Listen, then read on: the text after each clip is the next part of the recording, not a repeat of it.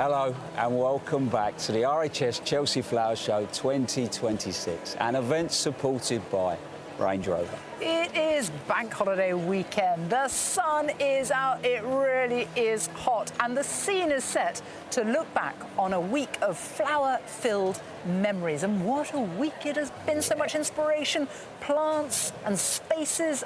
There's so much to take away this year. I think it is, do you know what you realise every year? There's something for everybody. And when I'm talking about the garden designs, you know, we're stood on one of the big gardens, but, you know, you go out there in these tiny little courtyards and planted up. I don't know, it's rammed, you know? It's not just the gardens, is it? Because inside, in the great pavilion, you've got floristry, you've got amazing houseplants. Yeah. It's fantastic. Yeah, that's why we're smiling. Yeah, it absolutely is. Well, no two Chelseas are the same, but one thing never changes: the riot of colour that is press day, when the show opened in style. It's such a place of inspiration. It's such a place where you can come and be inspired to take things back home, but just enjoy as well. I do like gardening, for sure. You know, going outside and being in the fresh air and planting different plants at different times of the year. I'm actually looking for inspiration from my outfits. I get a lot of my inspiration from nature, nice brown tones and creams. We split our garden between my wife's garden, where I sit and wonder what all the flowers are, because I've no idea, and then my bit, which is in the woodland, where I cut down trees and chip wood. Yeah, I've got a young family, so my garden is all about practicality. It's about playing games, it's about running around, it's about hiding in the trees. I think if I had something like this and the kids were running around in it, I don't know if the gardeners would be too happy. That's what I love about this place, because flowers and plants redeem us all. They literally are life-giving force. And under these great trees and with scudding clouds, I mean, there's no better place to be. These flowers are from my garden, and just in case, I've got a stunt flower ready for when these start to wilt. We found about 15 trees that we want to plant. Yeah, we're going to leave here loads of trees. Yeah, that's it's great vibes. It's not a tradition of ours until about 4 years ago, so it's an enormous treat. It's wonderful. Well, I'm a big fan of irises and natural grasses. So I like less gardening, which means less weeding for me. Honestly, only at Chelsea are we discussing compost one minute and rubbing shoulders with movie stars the next. One thing for sure, though, everyone can be inspired by the ideas on display here. JJ, Rachel and I have been out and about rounding up the headline design takeaways from Chelsea 2026. Well, you know me, Adam. I come to Chelsea for a bit of inspiration, some take-homes. So what's your favourite colour? Because that is a big thing this year. Well, it's usually red, but I love the blues in here. So that's Anchusa, but I like the way it's worked in with the yellow. So that's Baptisia that dots it through, and then the purple of the chives. I've seen a lot of yellow throughout Chelsea. Should we go have a little look at what else is kind of catching people's eyes? Yeah, and then I'll see you in a little while. Cheers.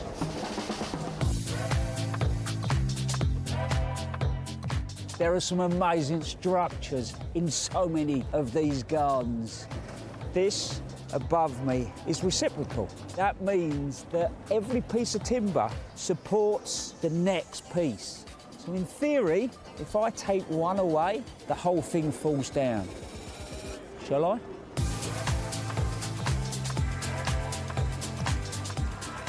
Water, water everywhere. And for good reason. There is nothing like the tranquility you feel at the water's edge. Just like here with these beautiful subterranean water features, which celebrate the hidden rivers of London. Look as this water just cascades across this Portland stone and then just disappears into the ground. And then the water reappears here in this stunning copper valley. And thanks to its multiple layers, you get the waterfalls, and crucially, you get the sound. Craftsmanship is on display across this site, and this it's an amazing example of that human connection with material, but you don't have to be over-skilled. There's old Victorian doors, that stencil painting. Then you've got some wonderful upholstery, willow, weaving, all of those things. You put them together, you place them in a garden. That human connection just makes the garden a more magical place. It feels like there's an added touch of glamour at Chelsea this year, with many designers going with jewel-like finishing touches. Brass and copper are the material of choice, just to add a little bit of shine, regardless of the season. I just love this modern take on branching rills, which bring water together from sources throughout the garden, helping to elevate the entire space.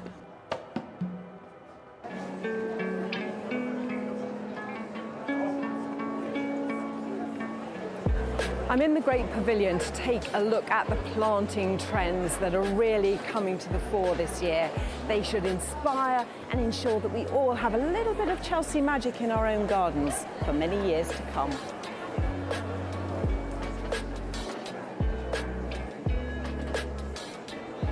One of the trends really coming through this year is the melding together of ornamental cultivated plants and natives, so wildflowers, and this shows that perfectly. You've got the lovely white oxeye daisy, and through that the soft mauve of the camassia, blending the two together.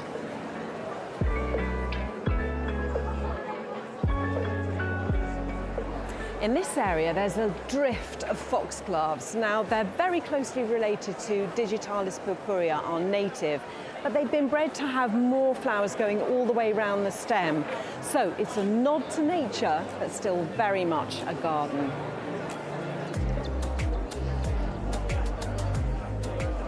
Well, shrubs are always in fashion at Chelsea, but I've noticed this year that there are a lot of beautiful corners here in the Great Pavilion, like this cultivar, which is called Scarlet Fire. Now, what appears to be the flowers, and they're very eye-catching here with this rosy red tone to them, they're actually bracts, which are modified leaves. The true flower is a tiny, tiny little thing at the very centre of those bracts. But this, I love the shape, the way that they slightly flop over at the corners. And by contrast, there's a sort of cup-shaped cultivar that's caught my eye, which is called Venus. Now, all of these corners, they're well-behaved, easy-to-grow plants. They're not demanding about the site. You can have them in full sun or with a bit of shade. But they too take a little while to really get going. So buy them now, and they'll be amazing in a few years' time. This display from Somerdale Garden Nursery, all of these Primula auriculas, they are showcased to perfection, so you can really get in and enjoy them. You've got some of the doubles. There's a little one there called Sooty, which I think is brilliantly named, and others which have this sort of farina on, little white dots all over the flower. I think it's absolutely stunning. And when you see so many different cultivars brought together like this, it just reminds us that plants are the trend that never goes away.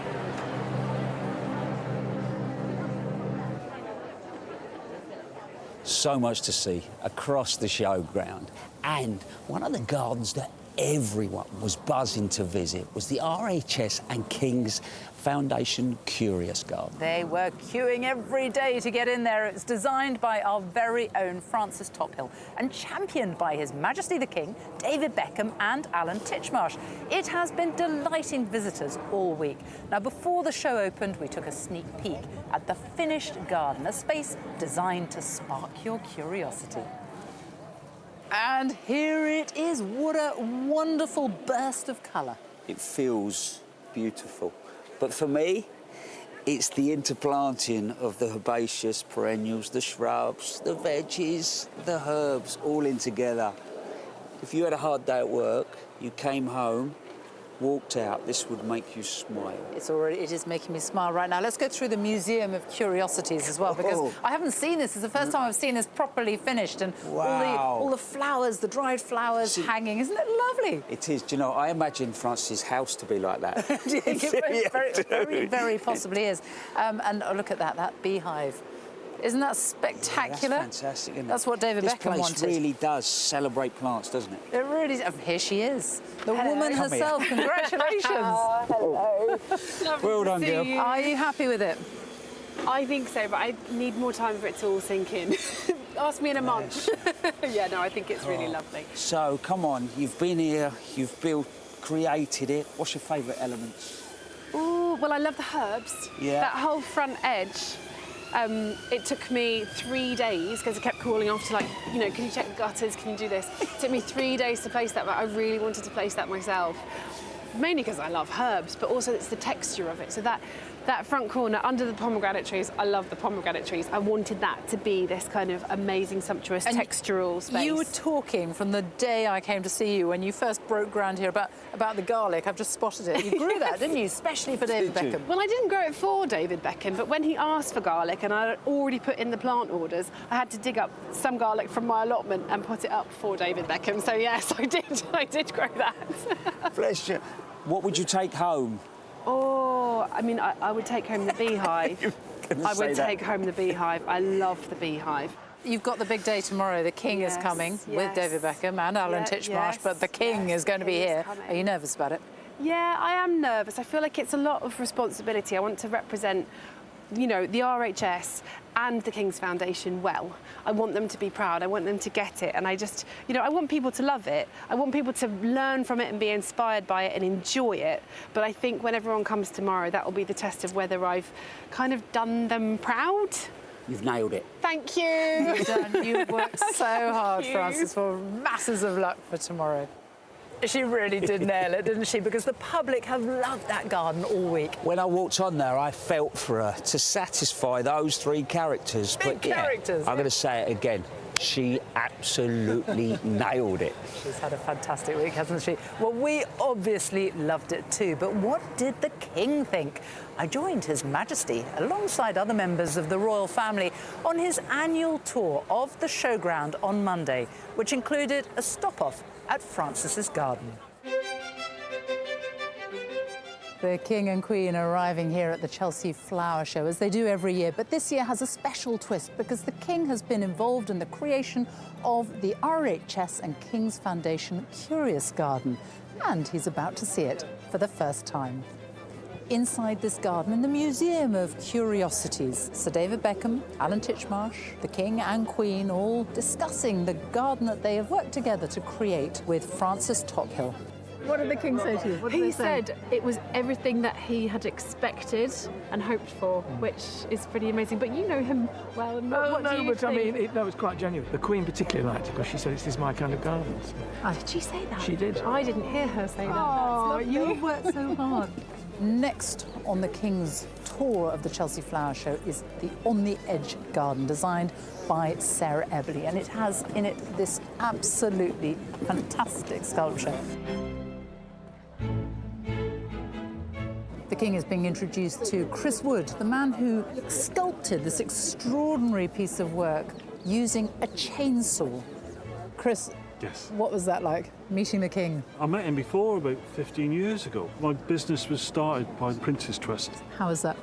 That was brilliant. It was a lovely opportunity to show the garden off, and you know, it appeared he appreciated it, which is lovely. We all know that he loves nature.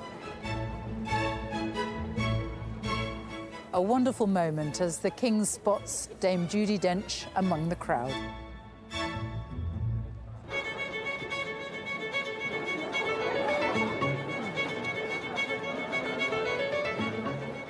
The King and Queen have been here on the showground for more than an hour now, and his final stop is right here, our very own Arit Anderson's garden that she's created for Parkinson's UK. And the Queen is already enjoying it. How do you feel now? This is the big hurdle you've done now, haven't you? The royal visit. Yeah, the royal visit. I mean, you know, obviously you hope the royals will come through and, you know, be able to sort of see the work that you've done. And so to have, you know, both, like I said, the King and the Queen come through it's great for the charity. What we wanted to do is to raise more awareness, and hopefully, you know, their visit will validate that. Congratulations, well done. Well, Arit's journey to create her first judged show garden here on Main Avenue was an emotional one. Her sister Julie is one of more than 100,000 people in the UK living with Parkinson's, and Arit designed the space with her sister very much in mind. I caught up with her before the show opened to get a preview of her garden. Arit, congratulations. It is absolutely beautiful. It's been an emotional journey for you. It has. You know, doing this show garden takes a lot out of you anyway, Sophie, but to then add in such a personal moment, yeah, it's been a lot, but it's what's driven me on. And flowing all the way through the garden is this. I mean, it's absolutely beautiful. And to touch it as well, it's amazing to touch. It's what a handrail and a handrill as well. Yeah, it is. So, yeah, play on words. This handrail is something that I wanted to put in the garden so that people can have a support when they walk. When you have Parkinson's, it can be quite difficult, but didn't want to make it feel like it was just sort of ubiquitous handrails. So with the water running through it, picks up a sensory sound and the sight of water, because there's a condition called freezing where the brain sort of stops you from walking. Tuning into this kickstarts the brain again. Talk me through the planting, because you've got very different pockets. What was the thought behind that? Yeah, so I wanted to create these different zones, kind of reflecting the mood of what happens when you have Parkinson's as this sort of more joyous and uplifted moment when you're feeling sort of good in your treatment. But there's also high anxiety that can occur. So by having a cooler, calmer palette, it means if somebody wants to sit quietly and be surrounded by the calm, or if you want to be lifted by the energised, colourful planting. And then the pathway here is very wide for a purpose, isn't it? Yeah, definitely. So if you have Parkinson's, your walking gait can make you veer to one side for a bit, or your dyskinesia, it's called, you move a lot. So there needs to be space, and I wanted to make sure that that person could walk through this garden side by side, comfortably with somebody without feeling constricted. Well, it is beautiful, and I think it's going to mean so much to people with Parkinson's, to their families as well, people who live with what is really a horrible disease, isn't it? Yeah. And it is also your first Main Avenue judged show garden. So very, very good luck. Thank you, Sophie. Thank you. Arit wasn't the only designer sharing ideas to help harness the healing power of nature. Toby, Sue and Francis took a trip down Main Avenue to discover other gardens with health of people and our planet in mind.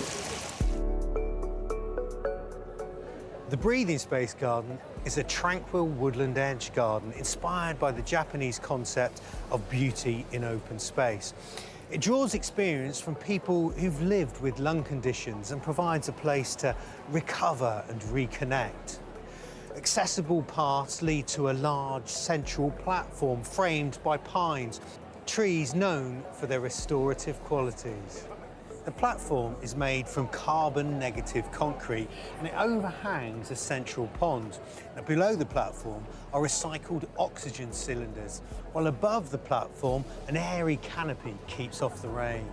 The planting has been deliberately designed to be calming, and therefore the palette is mostly green. And the plants are chosen to survive and thrive in dappled shade. There are hostas, Solomon seal and low allergen lamium.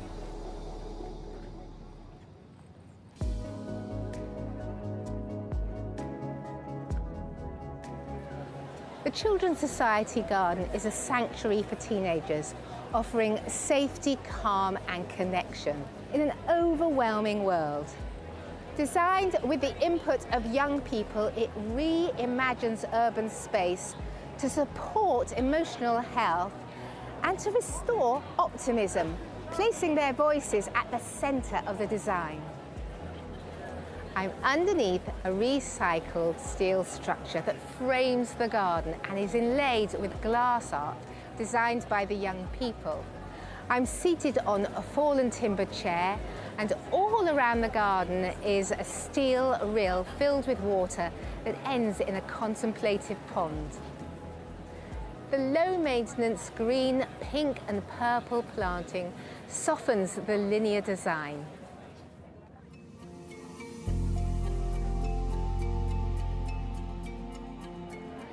This is the Silent No More garden, a thought-provoking garden encouraging more open conversations about gynecological health. Positioned around the garden are sculptures that represent the 5 different gynecological cancers.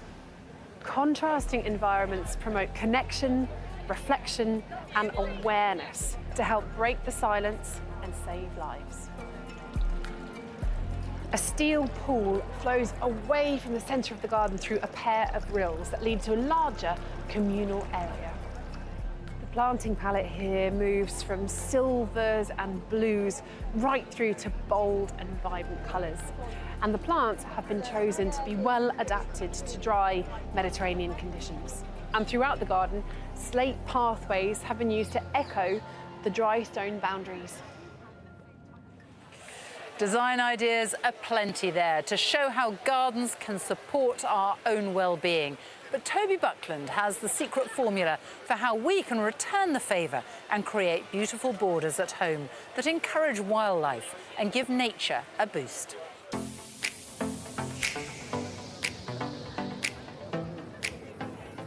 What about this for an abundant border? It's got everything, it's got height, it's got colour, it's got bustle and spill. It looks like Mother Nature planted it herself. But of course that isn't the case, because every leaf, every bud, every bloom was in the back of the van being brought to Chelsea just 2 weeks ago. No, its natural beauty is all down to clever planting design. There is no formality here, but there is a pattern. Once you get your eye in, you can see it. Plants are grouped in little clumps or clusters, so when you look along the border, you can see that they're in drifts, just as plants grow in nature. Similarly in nature, plants compete. There's no space between them. Everything's cheek per jowl, bustling and competing for sunlight. But there are also layers, and here's the clever bit. At the ground level, there are cowslips, again in little clumps and clusters. It's often said that if you want to create a naturalistic look, plant odd numbers of things, but I think that matters less than having an odd number of clumps or clusters of different sizes. Above them, oxeye daisies, beautiful daisy-like flowers, and then breezer or quaking grass. This shimmers in the breeze and is the whole garden's motif. Above that, there's another layer of flowers with valerian, with landing pad-like flowers, perfect for butterflies, and sweet rocket for the bees.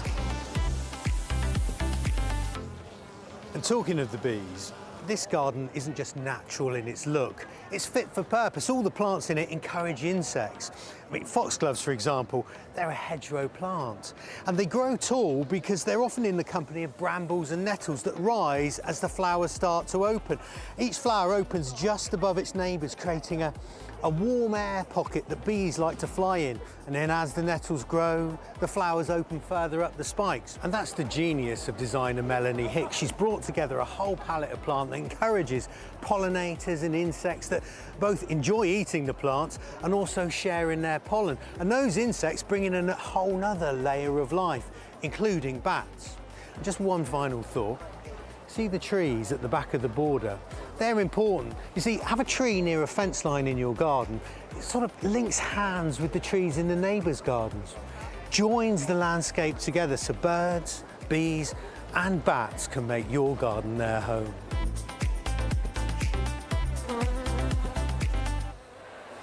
Well, it doesn't matter if your borders are big or small. Chelsea has once again shown us you can still make an impact with your garden, whatever the size. Chris and Flo have been scouring the showground all week to discover how the tiniest of spaces can pack an enormous punch.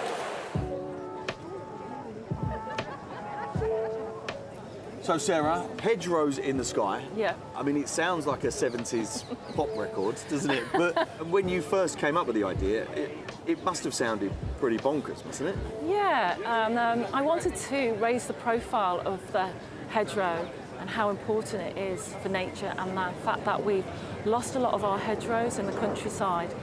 Over 50% since the Second World War. Is that right? Yeah. Do they lend themselves to being, you know, up high in a balcony? As long as you keep them pruned, because they will just keep growing, you'll be fine with them.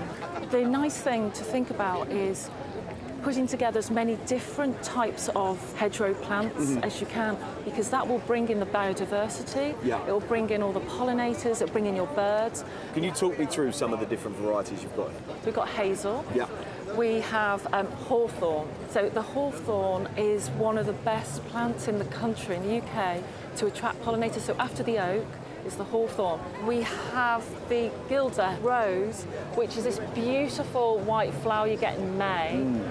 We have gild maple, which has a lovely kind of acery shaped leaf, and everything will have some sort of interest at different times of the year. Yes. But they all grow really well together. It's how they would grow in nature.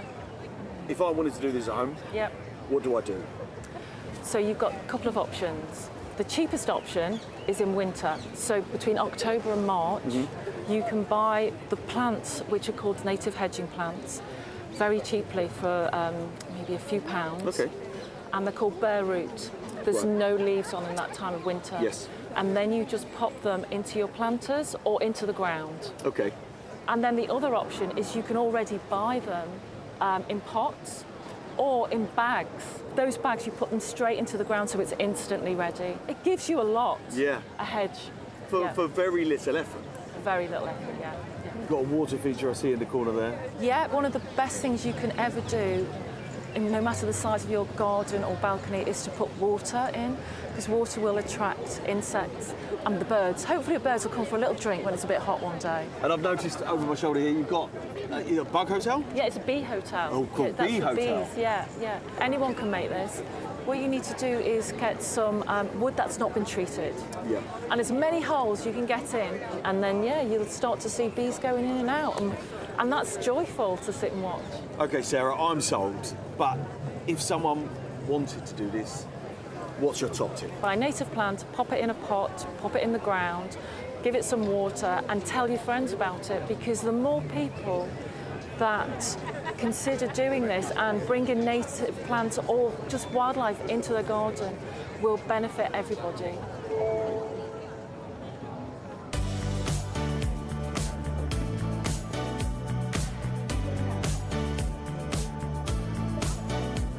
As a gardener, one of the big heartaches can be leaving behind a garden you've planted and cared for years. And if you're renting, you might think, actually, do I even want to invest in a garden because I might move out in 2 or 3 years? Well, you can, actually, by using some really super lightweight planters that you can take with you. Now, these planters, they're made from a glass reinforced plastic, super lightweight, and they're only half filled. So the bottom is hollow, and the top, where the soil is, only half filled with soil, with a really lightweight soil. So these modular planters, you can move around the space quite easily, creating your own little pockets of planting and engaging in building a beautiful garden. As well as these big planters that give you the opportunity to grow vertically, we've got space under the table. And why not create a garden almost at floor level? Choice of plants is really important when you have an exposed garden in the sky. So tough plants are really quite critical. Nothing better than some alpines, which actually grow on the sides of cliffs and mountains. They're used to actually quite adverse weather. So things like armeria, these lovely flowers that are proper bee magnets. Anything you grow in your garden, you know, you've got to think about bringing the bees and the pollinators, because that's where all the vitality is. Licorice plants is also another good choice. And they've got various times here, and they are also, when they're full of flowers, full of bees, which is, you know, great for any garden. And then throw into the mix, you know, California poppy from seed. And that's a nice little thing to be able to just add to your garden and just create some evolution, as you have quite a static display here. I mean, look at that, pop of colour.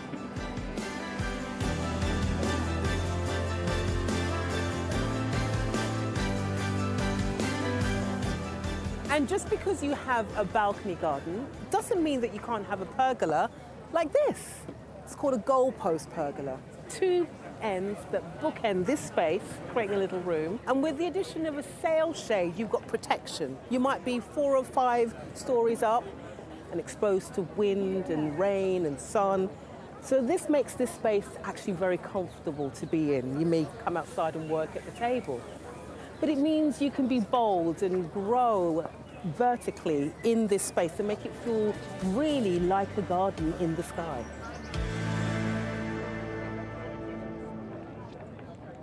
They're so clever, these small spaces, aren't they? You come here and they're like little jewels. You can stand in front of them and you think, I actually could take that home with me. Do you know what? That's a great description. I did quite a lot of filming on the Whittards, which took me back to my scruffy nan, her eclectic sort of back garden. But I'm saying that in a really beautiful way. The containers sit with the brickwork, the stonework, and then the planting just sort of brings it alive. And when you're in that space, it feels magical. It does, it really does. You know, the one that I think is rather magical there, because I love the idea of it, is the one Tales from the Riverbank. Yeah. So the one that's been created for a riverboat or a barge. And you've got the sort of front of it there, and then you've got all the edibles on the roof, and it's somewhere I can imagine sitting there and letting the world slip by. But another thing that demonstrates is the craft here at Chelsea. There's some incredible craftsmanship on that garden. There really is. You know, you look at the finer detail. Absolutely but it just fantastic. goes to show you don't have to have huge spaces to transform something into something so beautiful. No, reality is there's something for everybody. Yeah, there really is. We've got plenty more highlights for you tonight. Looking back at the RHS Chelsea Flowers Show 2026, an event supported by Range Rover. Now, from the big winners of the week in houseplants, floristry and the all-important RHS Chelsea Plant of the Year, we have got it all for you. But first, another chance to enjoy two of the gold medal winning gardens going big and bold with their sustainable designs. This is A Seed in Time, a family garden centred on a wetland. It celebrates Britain's disappearing wetland crafts while addressing climate change. With a range of biodiverse zones, it demonstrates how to improve habitat health, support species, and address biodiversity loss in the UK. The focal point of the garden is the seating area, and it has walls and a canopy designed as if made from concrete in the brutalist style, when actually they're made using much older, traditional, ancient straw bale and reed building techniques. As well as keeping the seats dry, the canopy captures rainwater and channels it down into a central wetland habitat made of a concrete using 92% recycled material.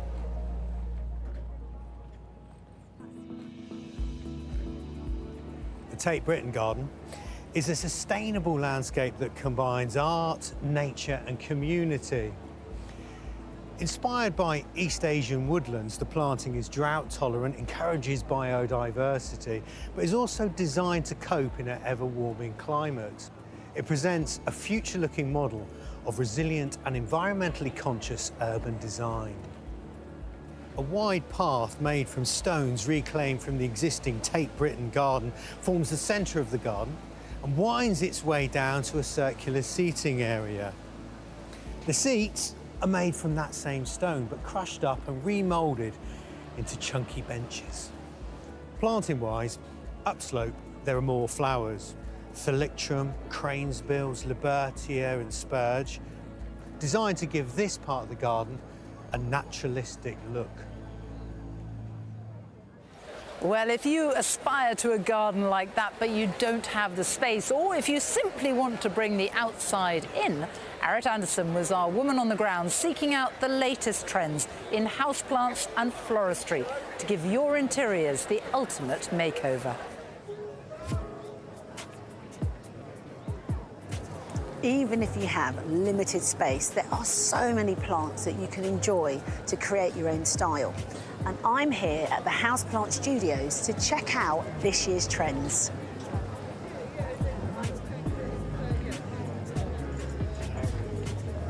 This houseplant studio, the Composer's Cabin, has really taken inspiration from blurring the lines in nature, bringing the outdoors in and the indoors out, taking plants that have got the same leaf shape, something like this Farfugium on the outside, but inside making sure it's echoed by something like a Monstera. But you don't just have to think about plants in containers. What about climbers? Look at this lovely actinidia on this pergola. But if you want to think about climbers on the inside, then why not try a climbing fig? Now this is Aphrodite's hothouse, and there is certainly a passion and love of plants here. Now, if you want to create this look, you've got to take a few things into account. You've got to be bold on the colour. So something like this anthurium is going to be perfect. Using large leaves like the homolamina here and the philodendron means you can get that real jungly vibe. If you want to get the Aphrodite look, you've got to love what you're doing. Natalia, I think you've done an amazing job. What's your favourite house plant that you've got here? Definitely the monkey tail cactus with the hairy stems just there. So tell me, if I want to grow succulents and cacti as good as this, what would I need to do? There's a misconception that cacti and succulents, because they're so hardy, they can go in a space without much light, but that's just because they won't show for a very long time that they're struggling, and then one day they'll just collapse. So put them in a sunny spot, ignore them, and just don't water them for a very long time. Let them dry. Brilliant advice. Yeah. Thank you so much. Thank you. There's more to explore in the pavilion with the creative spaces judged by RHS ambassadors Nikki Chapman and Simon Lysett. Simon, it's always a pleasure to see you, and here you are, having been involved in the Ambassadors Award for Floristry. So what does that actually mean? We have 3 floral installations, and here is our worthy winner. Oh, wow. The whole theme this year is creativity, science, gardens, and as you look at this beautiful piece, 500 kilograms of volcanic lava and such little planting that speaks so beautifully. So we have Mechanopsis poppies. You know, love a Mechanopsis. Don't we love a love. Mechanopsis poppy? There are Saracenas, tree ferns. There's not much planting in there, but every single piece is utterly beautiful. And I just can see why it was a worthy winner. Very good. Aren't they brilliant? Brilliant. These florists here. Brilliant.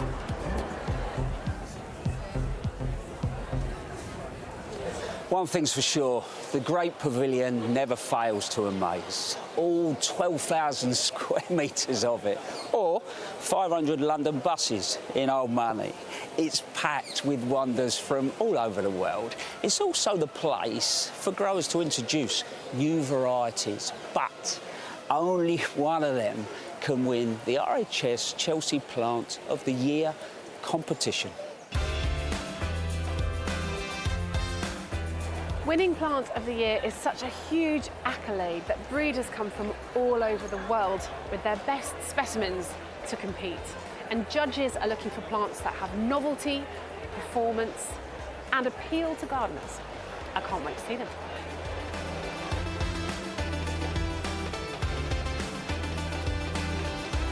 And coming in at number 3 is this. This is Hydrangea Velvet Night Red Lace, and you can see why it's called that. Now, this really is unusual for a hydrangea, and its bold colour scheme is very much on trend. It will go in modern gardens, which is perhaps why it's been so successful in its introduction and very popular.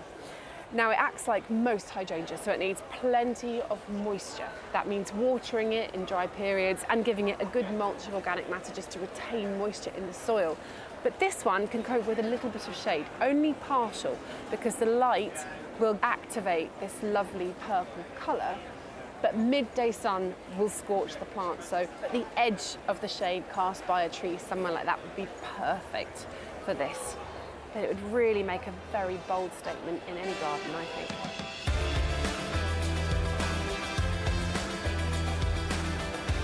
At number 2, we have another hydrangea. This is Paniculata Groundbreaker Ruby, and it is a really versatile plant from a modern garden to your quintessential quirky cottage garden. Now, the unique thing about this is it's the first Paniculata hydrangea that's truly a ground cover. It doesn't get any taller than 40 centimetres and about 70 centimetres in width. The other lovely thing about this plant is that now, as the flowers have opened, they're this very muted, white, almost green colour. But as the summer continues and then the autumn goes on, they'll turn to pink and then ruby, and this will stay ruby right through the winter. So you have colour right through the year. You can see why this is such a popular plant.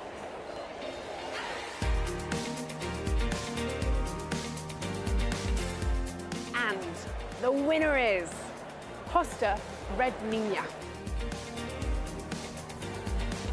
Chris Potts, you have brought this award-winning plant to the Chelsea Flower Show. Tell me all about it. Yeah, it's really special, isn't it? Who would have ever thought we'd be stood here looking at a red hosta? Also a hosta that prefers a bit of sunshine. We're really proud of being part of this. And how did this come about?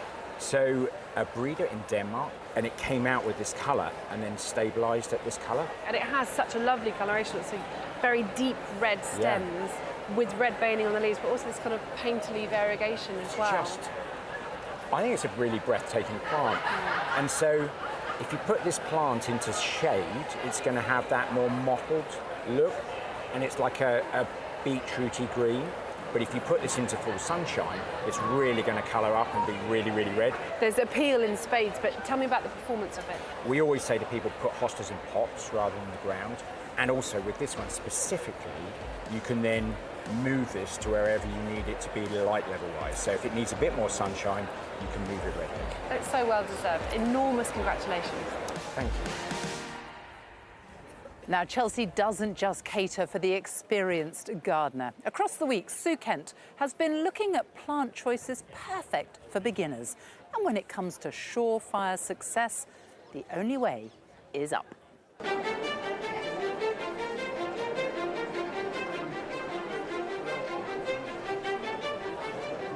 Climbers are a really useful plant. They bring height to the garden and lift the eye. And they cover pergolas and fences and can create screening. They're suitable for all size gardens. But the thing to think about is what they're going to be climbing up and how they're going to attach.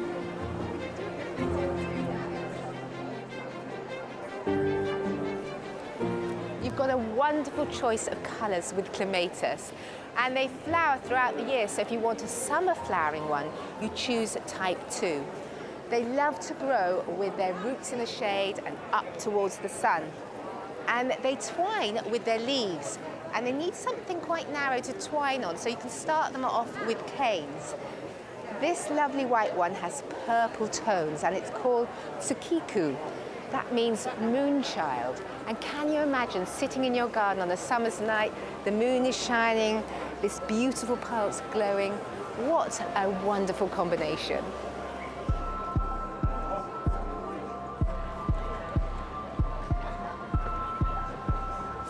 This is a Japanese climbing hydrangea, and it has lovely frothy white flowers in late spring and these gorgeous leaves. It is deciduous, so the leaves will go in winter. The great thing about this is it's self-supporting. It's got aerial roots which will attach itself to a cabin like this or a brick wall. And you need patience because it does take a while to get established, but over time it can cover a whole wall. It does well on an east-facing wall with a bit of morning sun like this, but it also does well on a north-facing wall, which is unusual for a climber. I've got a similar one in my garden, and it's looking magnificent in the moment, so I thoroughly recommend it.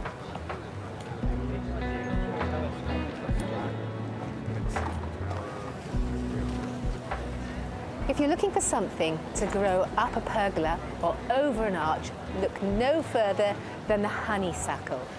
Once it gets going, it'll wind round itself, so it's self-supporting, but it does need a nice, strong structure. They're famous for their gorgeous scent, so plant them somewhere like this in a seating area so you can really enjoy it.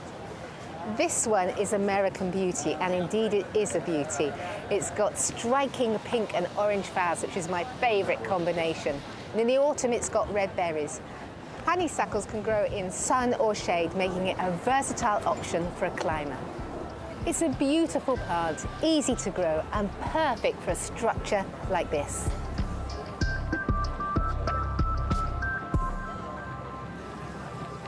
At Chelsea, the stars of the show are the plants themselves, attracting thousands of visitors each year.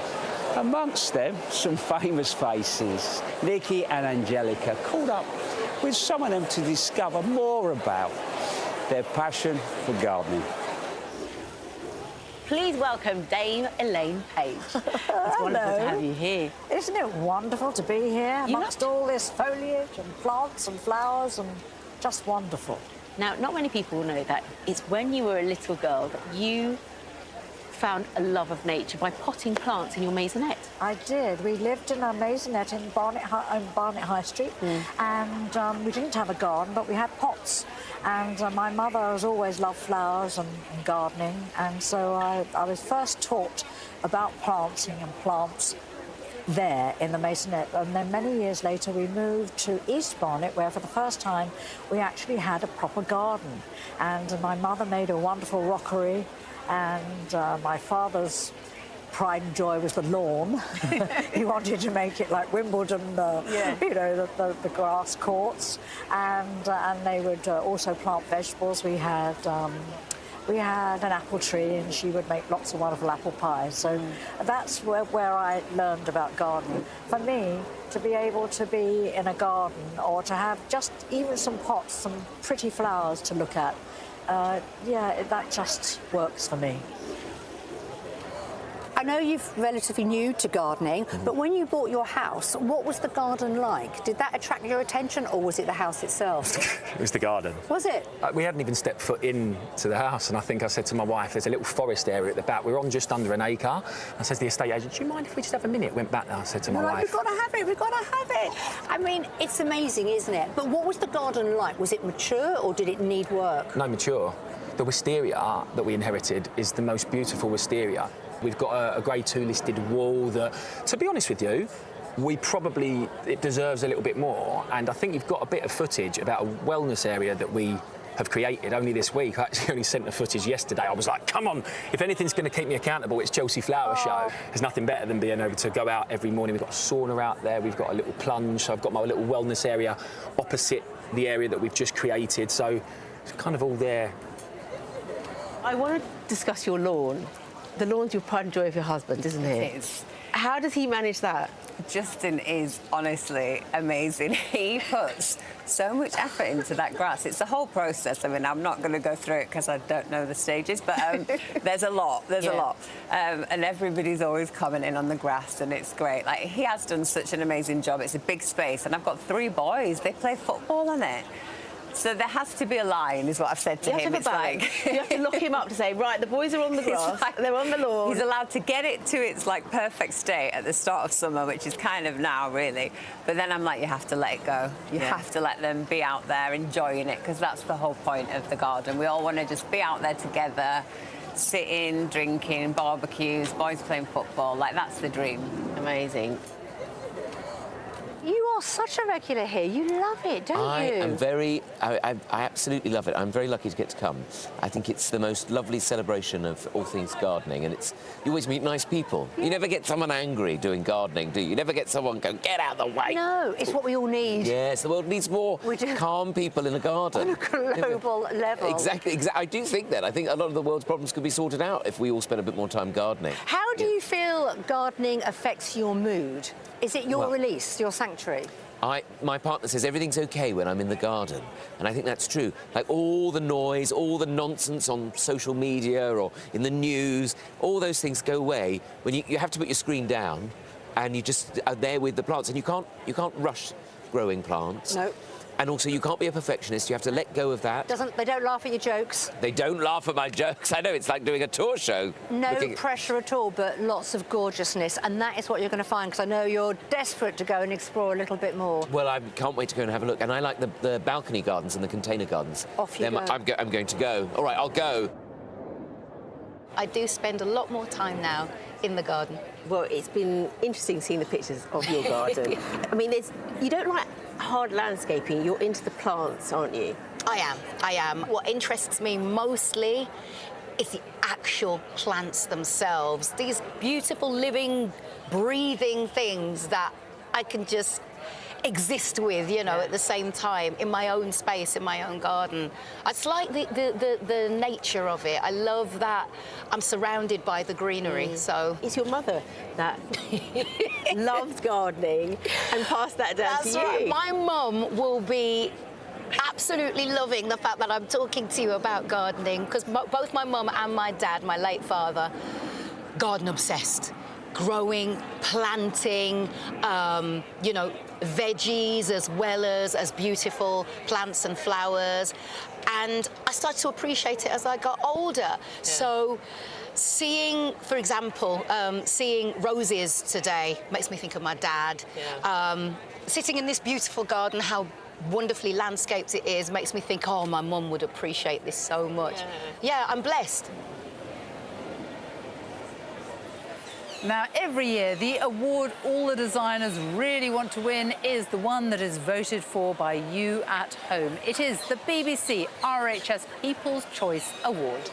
You voted in your thousands, but there could only be one winner. And with such a special award, joining Angelica and the RHS to surprise the winner was none other than Dame Mary Berry.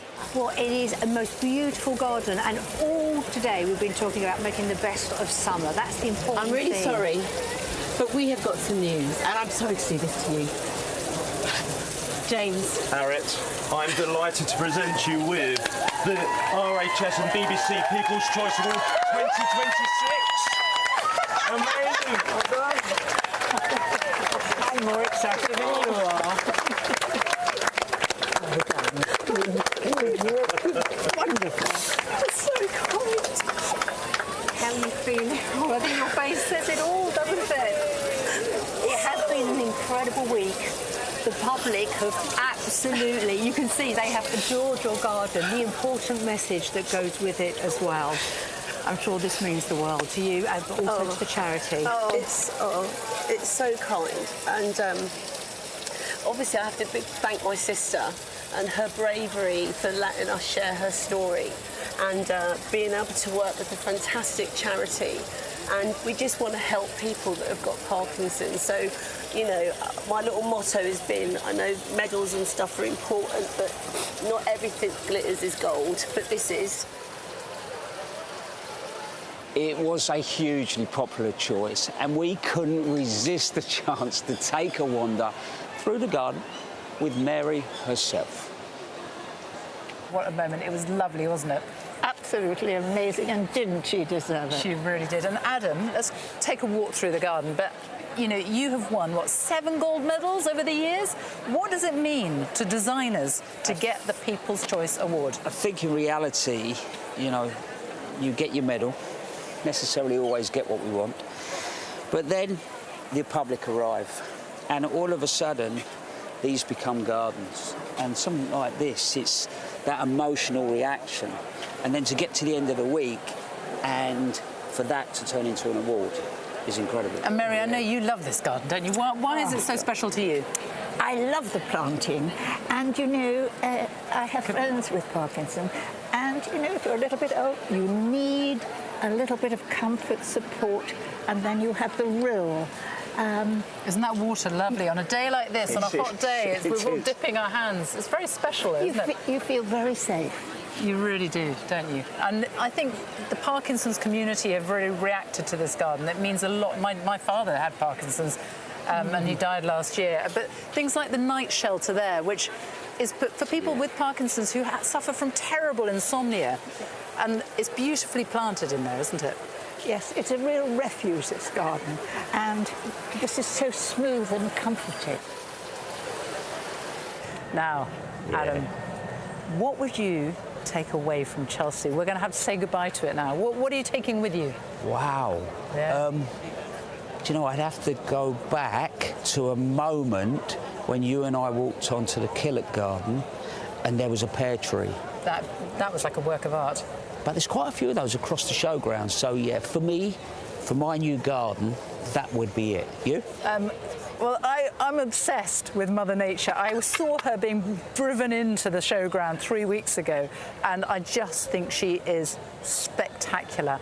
But My garden's not big enough. You also might need an Arctic. Yes, I know. I'm not entirely sure. I don't think I'd have a garden left if I put her in it, but she is absolutely wonderful. If not Mother Nature, I'm going for an auricula, because they're back here this year, and I love the auriculas. They're so like little gems. They are special. They are. Well, what a week it's been. If you can't wait until next year, you can catch up with all our coverage on the iPlayer.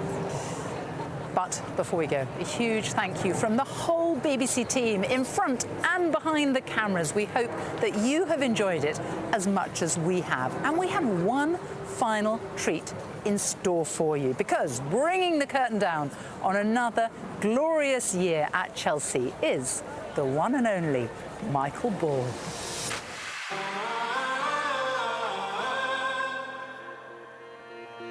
You know, I want to be there. I know you're not alone. But still I wish that we could spend the day together. It's been a while since I've been home. I know that you can hear me. I know that you do. Every time your heart beats, know that I will always be finding my way back to you. Let them say what they want to, 'cause our love is enough to hold on to. They can't stop you and I if we try, it's alright. There's a light and it's shining upon you. I see you glow.